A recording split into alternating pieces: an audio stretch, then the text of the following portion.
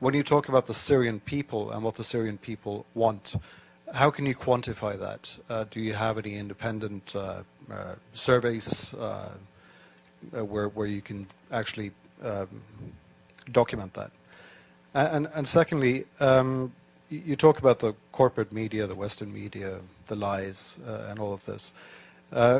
Could you explain what you think might be the agenda from us in the Western media, and why we should lie, why the international organizations on the ground should lie, why we shouldn't believe all these absolutely documentable facts that we see from the ground, these hospitals being bombed, these civilians who are talking about the atrocities that they have been experiencing.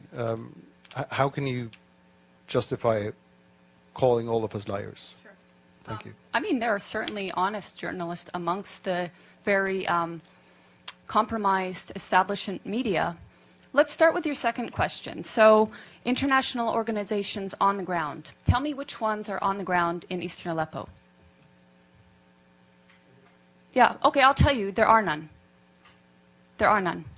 These organizations are relying on the Syrian Observatory for Human Rights, which is based in Coventry, UK, and which is one man. They're relying on compromised groups like the White Helmets, which, let's talk about the White Helmets. The White Helmets were founded in 2013 by a British ex-military officer. They have been funded to the tune of $100 million by the US, UK, and Europe, and other states.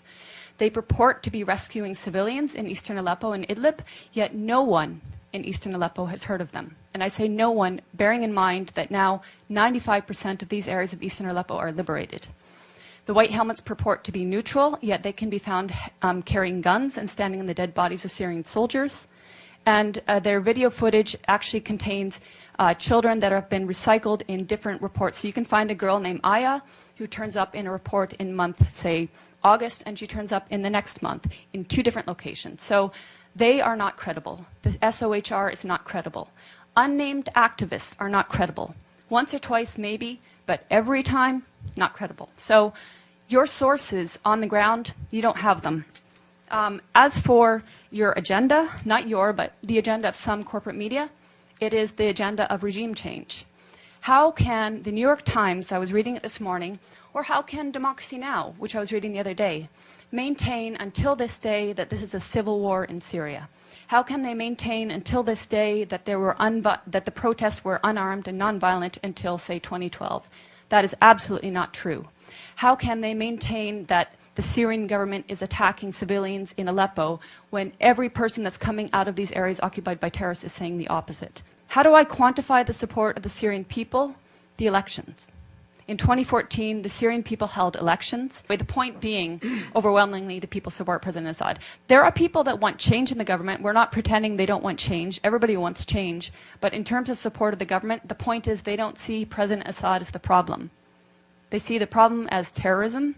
They see elements of problems in the system that they have there, but President Assad they don't see as the problem. They actually overwhelmingly support him. So I'm basing it on their choice in their leader, and I'm basing it on my interactions with people in Syria.